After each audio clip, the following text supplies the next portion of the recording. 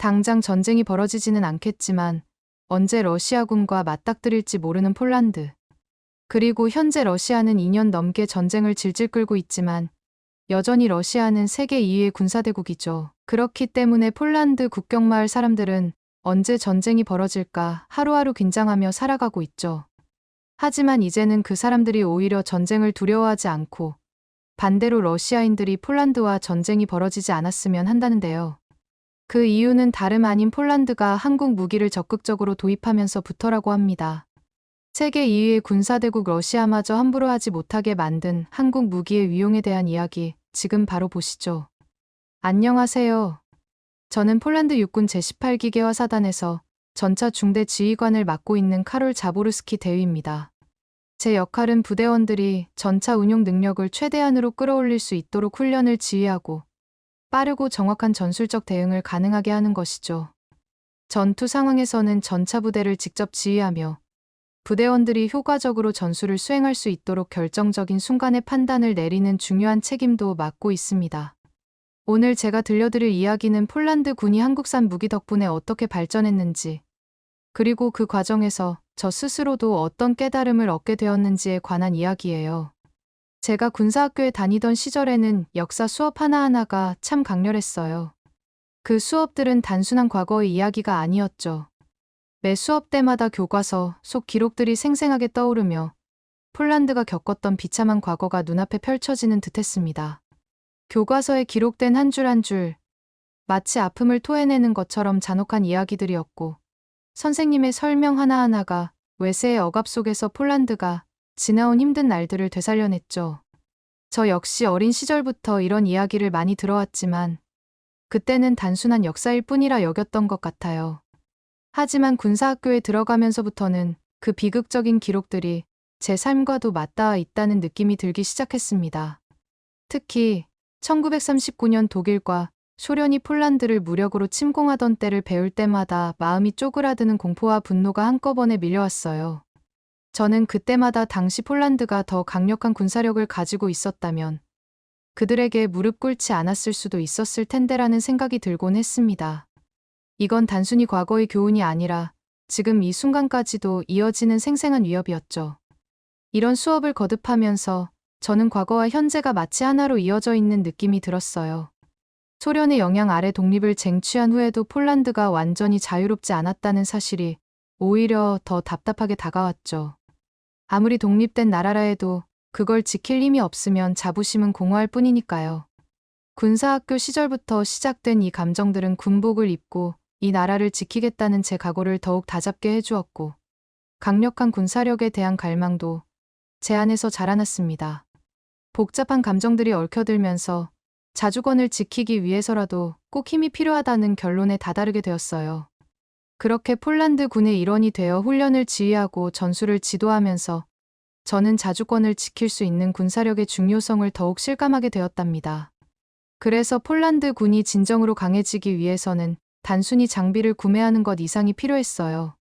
장비에 대한 심층적인 이해와 실전 운용 능력을 다지는 훈련. 여기에다 독일이나 미국산 무기들처럼 오래도록 신뢰성과 성능이 입증된 장비를 갖추는 것이 필수라고 생각했죠. 그만큼 방어 능력을 확실히 뒷받침해줄 만한 장비를 들여와야 한다는 생각이 강했습니다. 그렇다 보니 처음 한국산 무기 도입이 논의되었을 때 저뿐만 아니라 제 동료들 모두가 솔직히 회의적인 시선이 있었어요. 한국 무기는 당시만 해도 해외에서 널리 인정받지 못한 상태였거든요. 특히 K2 전차와 K9 자주포가 유럽 시장에서 큰 성공을 거두기 전이어서 과연 이 무기들이 실전에서 믿음직스러울까 하는 의문이 들었습니다. 독일제 레오파르트 전차나 미국의 에이브럼스 전차와 비교했을 때 한국산 무기가 경쟁력이 있을지 확신하기 어렵더라고요. 또 하나가 바로 가격 문제였죠. 한국산 무기는 다른 선진국의 무기에 비해 가격이 상당히 저렴했어요. 그런데 군사 장비에서는 저렴하다는 게 꼭 좋은 평가를 받지는 않습니다. 가끔은 싼 게 비지떡이라는 편견이 있기 때문에 성능이 떨어지지는 않을까 걱정이 되기도 했습니다. 전쟁 상황에서는 무엇보다 신뢰할 수 있는 장비가 필요했기 때문에 단순히 가격이 싸다고 해서 선택할 수는 없었어요. 그뿐만 아니라 독일과 미국 무기에 대한 신뢰감이 워낙 높다 보니 한국산 무기가 과연 그만큼 믿을 만할지 고민이 많았죠. 독일의 레오파르트 전차나 미국의 에이브럼스 전차는 성능이 뛰어나기로 유명하고 실제 전장에서 입증된 바가 많잖아요. 그러다 보니 저희도 그동안 익숙하게 사용해 오던 무기를 쉽게 바꾸기가 쉽지 않았습니다. 이런 상황에서 처음 한국 무기 도입 브리핑을 들었을 때 저 역시 회의적일 수밖에 없었어요. 아무리 최신 장비라도 쉽게 신뢰를 주기는 어렵고 단순히 무기를 들여오는 것만으로는 폴란드 군이 강해질 수 없다는 걸 잘 알고 있었으니까요. 무엇보다도 한국산 무기에 대해 그만큼 확신을 가지기도 어려웠고요. 그럼에도 불구하고 폴란드 정부는 K2 전차와 K9 자주포, 그리고 FA-50 경공격기 도입을 최종 결정했고 이 무기들을 제대로 다룰 수 있도록 한국에서 교관들이 직접 파견되었습니다. 솔직히 말해 처음 한국 교관들을 만났을 때는 별다른 기대를 하진 않았어요. 그동안 독일이나 프랑스에서 온 교관들과도 여러 차례 훈련을 해봤던 터라 한국 교관들과의 경험도 비슷할 거라 생각했죠. 대부분의 교관들이 교육을 마치면 폴란드보다는 자신의 나라로 돌아가는 일에 더 신경을 쓰곤 했으니까요. 그런데 이번에는 분위기가 조금 달랐습니다. 처음 한국에서 파견된 교관들이 폴란드에 도착했을 때 사실 저희는 큰 기대를 하고 있지는 않았습니다. 대부분의 교관들이 교육을 마치면 그저 돌아갈 준비에 바빴던 게 현실이었거든요. 그런데 한국 교관들은 분위기부터 달랐습니다. 우리 부대원들 한 명 한 명에게 먼저 정중하게 인사를 건네고 우리가 어떤 도움이 필요한지 세심하게 물어보더라고요. 그들의 태도에는 군인으로서의 자부심뿐만 아니라 폴란드가 처한 위협을 진심으로 공감하는 마음이 묻어나서 인상적이었습니다. 훈련 중에도 그들의 진심이 느껴졌어요. 교관들이 직접 K2 전차나 K9 자주포를 시연하면서 우리가 궁금해할 부분을 미리 짚어주고 질문에는 하나하나 귀찮은 내색 없이 세심하게 설명해 주었죠. 특히 한 교관이 직접 K2 전차를 조종해가며 보여준 날은 지금도 잊을 수 없습니다.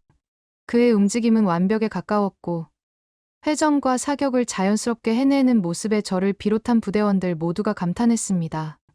그가 단순히 이론만 가르치는 사람이 아니라 실제 전투에서 경험을 쌓아온 전문가라는 게 확연히 느껴졌죠. 또한 훈련이 끝난 후에도 한국 교관들은 우리와 시간을 함께하며 폴란드의 안보 상황에 대해 경청했습니다. 그들은 단순히 자신들이 가져온 무기에 대해 설명하는 것을 넘어 그 무기들이 실전에서 어떻게 우리의 전력을 극대화할 수 있을지에 대해 심도 있는 토론을 나누었어요. 예전에 독일이나 프랑스에서 온 교관들은 대부분 교육만 끝내고 돌아가곤 했지만 한국 교관들은 우리와 함께 더 나아가려는 진정성을 보여주었습니다. 그들의 진심 어린 태도 덕분에 저와 동료들 모두 처음에 가졌던 회의감이 차츰 사라지기 시작했어요. 사실 폴란드 입장에서는 한국 무기를 도입하는 게 상대적으로 의뢰 입장에 있을 수도 있지만 한국 교관들은 그걸 상관하지 않고 우리의 방어력 강화에 진심으로 기여하려는 마음을 보여줬죠. 그 순간부터 한국 무기가 단지 값싼 선택이 아니라 진정성을 담은 협력의 결과물이라는 느낌이 들었습니다. 이제 제가 처음으로 K2 전차와 K9 자주포를 직접 운용해봤던 날로 돌아가 볼까요? 예전에 독일의 레오파르트 전차나 미국의 에이브럼스 전차를 운용해본 경험이 있어서 처음에는 한국 무기와 비교해 우열을 가리는 게 쉽지 않았습니다. 하지만 막상 K2 전차에 올라서 직접 운전해보니 그 부드럽고 민첩한 움직임이 참 인상적이었어요. 험난한 지형에서도 무리 없이 잘 움직였고 고속에서도 흔들림 없이 안정적인 기동을 보여줬죠. 마치 전차가 제 몸의 연장처럼 자연스럽게 반응하는 느낌이 들었달까요. K9 자주포도 기대 이상이었습니다. 훈련장에서 직접 발사 버튼을 눌러봤을 때 포탄이 목표 지점에 정확하게 꽂히는 걸 보며 저와 부대원들 모두가 무거운 침묵 속에서 눈빛을 교환했던 기억이 나네요. 기존에 사용하던 자주포들과 비교했을 때 K9은 목표 설정부터 발사까지 시간이 단축되었고 특히 장거리에서의 정확성이 대단했어요. 이런 성능은 단순히 신형 무기라서가 아니라 실제 전투에서 필요한 핵심 기술이 한국의 기술력으로 완벽하게 구현되었다는 인상을 받았습니다. 그리고 가장 놀라웠던 순간이 있어요. 계약 체결 후 불과 4개월 만에 K2 전차 열대와 K9 자주포, 스물네 문이 폴란드에 도착했다는 소식을 들었을 때였죠. 보통 무기 계약을 체결하고 인도까지는 몇 년이 걸리기 마련인데 한국에서 이렇게 신속하게 대규모 장비를 보내올 줄은 정말 상상도 못했습니다. 폴란드의 고위 관계자들조차 이 신속한 대응에 놀랐으니까요. 멀리 떨어진 나라에서 짧은 시간 안에 이런 규모로 장비를 수송할 줄 누가 알았겠습니까? 이렇듯 한국 무기와 교관들이 보여준 진심과 신뢰는 단순한 장비 이상의 의미를 저희에게 남겼어요. 게다가 더욱 놀라웠던 건 처음엔 단순히 장비만 받는 줄 알았는데 이 무기들은 금방 실전 배치가 가능할 만큼 준비된 상태로 왔습니다. 한국 무기를 직접 경험하고 그 신속한 지원을 받으면서 처음에 가졌던 회의감이 점차 신뢰로 바뀌기 시작했죠. 나토 연합훈련에서도 한국 무기가 얼마나 경쟁력 있는지 깨닫게 되었는데요. 여러 국가들이 최신 장비를 선보이고 화력과 기동성을 뽐내는 자리여서 긴장감과 경쟁의식이 넘쳤습니다. 저희 부대 역시 새로 도입한 K2 전차와 K9 자주포로 훈련에 참여했어요. 사실 그때까지도 다른 나라 군인들은 한국산 장비에 그리 큰 관심을 보이지 않았습니다. 특히 독일과 미국의 병사들은 저희가 한국 무기를 사용한다는 사실에 약간 의아해하는 눈치였죠. 훈련이 시작되자 각국 부대들이 다양한 전술 상황에서 주력 장비들을 동원해 보여주는 시간이 있었습니다. 특히 저희 K9 자주포는 장거리 목표물에 화력을 집중하는 훈련에서 가장 먼저 정확하게 타격을 가했어요. 그 순간 훈련장은 조용해졌고 주위에서 놀란 반응이 이어졌습니다. 기존에 쓰던 독일제나 프랑스제 자주포들보다 K9이 훨씬 빠르고 정확하게 목표를 명중시킨 겁니다. 훈련장 한쪽에서 K9 자주포가 장거리 목표를 향해 조준하는 모습이 보였습니다. 옆에 있던 독일 군인은 이를 힐끔 보더니 고개를 살짝 젓으며 옆 사람에게 말했죠. 저거 봐. 저렴한 한국산 장비가 과연 우리 레오파르트나 PGH-2000 자주포만큼 실전에 강할까? 실제 전투에서 얼마나 버틸지 의문이군. 그의 말투에는 뭔가 알 수 없는 자부심이 섞여 있었습니다. 그도 그럴 것이 독일제 장비들은 유럽과 중동, 여러 전장에서도 강력하고도 안정적인 성능을 입증해왔으니까요. 아무래도 싸게 맞추려다 보니 도입한 것 같은데 정말 필요한 순간에 버텨줄지. 독일 군인은 그런 생각을 떨쳐낼 수 없는 듯 고개를 내저으며 말을 이어갔습니다. 독일제 장비가 지닌 강력한 화력과 내구성은 이미 검증된 반면 한국산 장비는 아직 유럽의 전장에서 그 진가를 발휘해 본 적이 없었기 때문에 그가 그렇게 말하는 것도 어찌 보면 당연했습니다. 하지만 저는 그동안 훈련하며 직접 경험한 K9 자주포의 성능이 떠올랐고 그냥 지나칠 수가 없더군요. 그래서 다가가서 조용히 하지만 단호하게 말했습니다. 이 K9 자주포는 여러분이 생각하는 그런 장비가 아닙니다. 단순히 한국산이라는 이유만으로 무시할 장비가 아니라 짧은 시간 안에 장거리 표적을 정확히 타격할 수 있는 성능을 가지고 있죠. 그 말을 듣고 나서야 그 독일 군인은 약간 당황한 듯 아무런 대답을 하지 못했습니다. 얼마 후에는 K2 전차 운용 훈련도 이어졌어요. 이번에는 더욱 복잡한 지형에서 다양한 기동을 요구하는 고난이도의 훈련이었는데 저희 K2 전차가 빠른 속도와 안정된 기동으로 복잡한 지형을 유연하게 통과하는 모습을 보여주었죠. 전차의 부드러운 움직임과 동시에 강력한 화력까지 발휘되니 이 장비가 폴란드가 러시아의 위협에 맞설 충분한 자산이라는 확신이 들었습니다. 훈련이 끝난 후 해외 부대원들이 K2 전차와 K9 자주포를 처음과는 다르게 신뢰하는 눈빛으로 바라보는 게 느껴졌어요. 처음에 의구심이 차츰 신뢰로 바뀌어 가고 있었습니다. 이 훈련을 통해 저도 한국산 무기를 사용하는 것에 대해 이전과는 다른 자부심을 느끼기 시작했습니다. 이 장비들이 단순히 무기가 아니라 우리에게 강력한 방어력을 제공하고 자국을 지킬 수 있는 실질적인 힘을 상징하고 있었으니까요.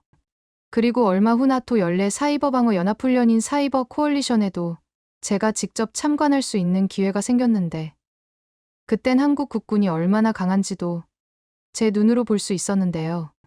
특히 이 사이버 방어 훈련인 사이버 코얼리션 현장은 각국의 기술력과 전략이 맞부딪히는 자리였죠. 훈련이 진행되는 동안 각국의 정보 전문가들과 사이버 요원들이 총력을 다해 모의 공격과 방어를 펼치는 모습을 보면서 우리도 언제든 사이버 공격에 맞설 준비가 되어 있어야 한다는 책임감을 느꼈습니다. 그러던 중 훈련에 참여한 한국군의 모습을 보게 되었어요. 에스토니아에서 약 7,000km 떨어진 본부에서 원격으로 임무를 수행하는데 그들이 맡은 임무가 핵심 교량을 방어하는 중요한 과제였죠. 공격이 시작되자 한국군 사이버 요원들이 빠르게 대응하기 시작했는데 그들이 기록한 시간이 불과 9분이었습니다. 단 9분 만에 공격을 차단하고 시스템을 복구하는 걸 지켜보면서 저와 주위의 다른 군인들은 큰 충격을 받았습니다. 다른 나라 요원들이 똑같은 상황에서 대응했지만 한국군이 보여준 9분이라는 시간은 누구도 따라올 수 없는 기록이었거든요. 35개국 참가국 중에서 가장 빠르게 목표를 복구했다는 사실은 우리 모두에게 깊은 인상을 남겼습니다. 이 순간을 통해 저도 한국군을 새롭게 보게 되었습니다. 그동안은 한국의 군사 장비에 대한 신뢰만 쌓아왔었는데 이제는 그들이 단순히 장비에만 의존하는 게 아니라 사이버 전력에서도 뛰어난 기술력을 가지고 있다는 것을 알게 되었으니까요. 한국군이 보여준 기술력과 신속한 대응은 진정한 전투력이라는 생각이 들었고 저 역시 그들에게 깊은 존경심을 느끼게 되었습니다. 이 훈련을 통해 저는 한국군이 단순한 협력 관계를 넘어 우리가 함께 배우고 성장할 수 있는 중요한 동맹이라는 감정을 갖게 되었습니다. 그리고 곧바로 이어진 러시아와의 가상 전투 훈련에서는 한층 더 긴장감이 감돌았습니다. 폴란드가 러시아의 기습 공격을 방어하고 반격에 나서는 상황을 시뮬레이션한 시나리오였어요. 초반에는 가상의 러시아군이 빠르게 진격하면서 방어선을 압박했는데 러시아군의 대규모 병력과 장비가 동원되어 포격이 이어지며 우리의 첫 번째 방어선이 흔들리기 시작했죠. 그런 상황에서 저와 부대원들은 후방에 배치된 K2 전차와 K9 자주포를 통해 방어선을 구축하기 시작했습니다. K2 전차는 빠르고 유연하게 움직이며 적 전차 부대를 차단했고 K9 자주포는 장거리에서 적의 포병 진지를 정확히 타격했어요. 특히 K9 자주포의 사격 정확도는 눈을 의심할 정도로 뛰어났습니다. 초반에는 불리했던 전황이 K9의 강력한 포성과 함께 급격히 안정되었고 적의 전진 속도는 느려지기 시작했습니다. 전황이 어느 정도 안정되자 저희는 K2 전차를 앞세워 반격에 나섰습니다. K2 전차는 복잡한 지형에서도 탁월한 기동성을 발휘했고 강력한 화력을 더해 적의 주요 목표물을 정확하게 타격했습니다. 가상의 적 전차들이 속수무책으로 무너져 가는 걸 보면서 K2 전차가 기존에 사용하던 장비와는 차원이 다르다는 걸 확실히 느꼈죠.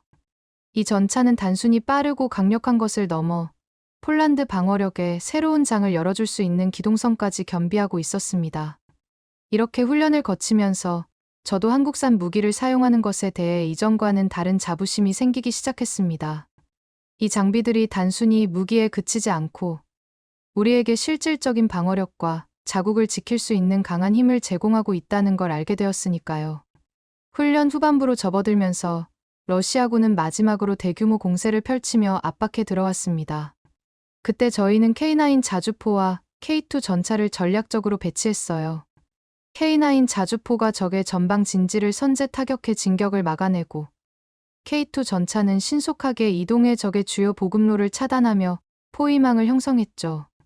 그 덕분에 적을 효과적으로 고립시킬 수 있었고 마지막 반격에서 완전히 전세를 뒤집으며 적군의 저항을 무너뜨리는 데 성공했습니다.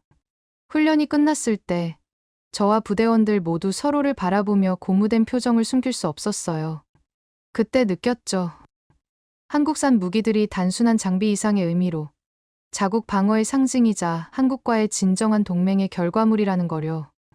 사실 폴란드 군에게 K2 전차와 K9 자주포의 도입은 큰 변화를 가져다 주었어요. 폴란드는 오랜 세월 유럽 강대국들에 비해 약한 나라로 여겨져 왔고 독일과 소련의 지배를 받으면서 군사적 자부심에도 깊은 상처를 입었습니다. 독립 이후에도 러시아의 영향력과 위협이 계속 우리를 짓눌러 왔죠. 그러다 보니 폴란드는 항상 러시아의 움직임 하나하나에 긴장하게 되었습니다. 국경 너머에서 병력이 이동하기라도 하면 우리 군대는 위기감 속에서 방어 태세를 강화할 수밖에 없었어요. 자주권을 지키기 위해선 군사력 강화가 필수라는 걸 절감하게 된 거죠. 이런 상황에서 도입된 한국산 무기들은 단순히 기술적 우수성을 넘어 폴란드가 러시아의 위협에 더 강력히 대응할 수 있는 수단을 제시해 주었습니다. 특히 국경 지역에서 훈련을 하며 이 무기들이 적의 어떤 형태의 공격에도 신속하게 대응할 수 있다는 걸 실감할 수 있었고, 우리 모두가 그동안 눌러왔던 두려움이 서서히 해소되는 걸 느꼈습니다. 처음으로 폴란드가 자국 방어를 위한 실질적인 군사력을 확보했다는 자부심이 생겨난 순간이었죠. 이 변화에는 한국과 폴란드가 공유한 역사적 경험도 큰 역할을 했다고 생각해요. 두 나라 모두 오랜 세월 강대국들에 의해 고통받았고, 그러한 경험들이 우리를 더 단단하게 만들어 주었죠. 한국도 과거 식민 지배와 전쟁을 겪으면서 스스로 자주권을 지켜낸 나라잖아요. 그런 한국이 폴란드에 강력한 군사적 지원을 해준다는 사실이 단순한 무기 거래 이상으로 다가왔습니다. 이제 우리 군에게 한국과의 협력은 단지 한 나라와의 관계가 아닌 함께 자주국방의 가치를 지키는 동료와의 깊은 연대감으로 느껴졌어요. 이렇게 힘든 역사를 가진 한국과 폴란드가 서로의 손을 잡고 함께 강해질 수 있다는 걸 보여주고 싶었습니다. 끝으로 한국과의 군사 교류는 우리에게 강력한 방어력을 제공해 줄 뿐만 아니라 그 과정에서 폴란드 군의 깊은 자부심도 심어주었어요. 한국과의 협력 덕분에 이제는 폴란드와 한국 간의 관계가 시간이 갈수록 더 깊어지고 있다는 걸 실감합니다. 요즘 폴란드 군이 점점 더 많은 한국산 무기로 무장해 나가는 모습을 보면 그저 기쁨을 넘어 진정한 자부심을 느끼게 돼요. 사실 과거에는 상상조차 못했던 일이죠. 한국에서 온 강력하고 믿음직한 장비들이 폴란드 방어의 중심이 되고, 그런 장비들을 우리가 함께 다루며 전투력을 높여가고 있는 지금의 모습을 바라볼 때마다 마음 깊은 곳에서 뿌듯함이 밀려옵니다. 과거의 두려움과 약함을 점점 씻어내고 러시아의 위협에도 당당히 맞설 수 있는 자신감이 생긴 거죠. 우리에게 이렇게 큰 변화를 가져다 준 게 바로 한국의 기술력과 그 진심이었으니까요. 저는 언젠가 직접 한국을 방문해 우리가 사용하는 이 훌륭한 장비들이 어디에서 어떻게 만들어지는지, 그 과정에 어떤 노력이 담겨 있는지 두 눈으로 보고 싶습니다. 또 그곳에서 한국의 군사 관계자들과 더 깊은 이야기를 나누고 서로의 역사도 공유하며 진정한 연대의 의미를 되새기고 싶은 마음이 큽니다. 한국과 폴란드가 더 이상 과거의 상처에 머무르지 않고 함께 강력한 미래를 만들어 갈 수 있기를, 그리고 그 속에서 저 역시 작게나마 기여할 수 있기를 바랍니다. 이 이야기를 통해 여러분께 전하고 싶은 것이 있습니다. 한국과 폴란드는 서로 먼 나라처럼 보일지 몰라도 사실 우리는 비슷한 고난을 겪어왔고 그 속에서 강해졌어요. 이제는 서로를 믿고 의지하며 더 나은 미래를 함께 그려 나갈 수 있는 진정한 동료가 되었습니다. 여러분도 우리의 이런 여정을 통해 작은 희망과 용기를 얻으셨길 바랍니다. 오늘 준비한 사연은 여기까지입니다. 그럼 저는 다음에 더 재미있는 사연으로 찾아오겠습니다.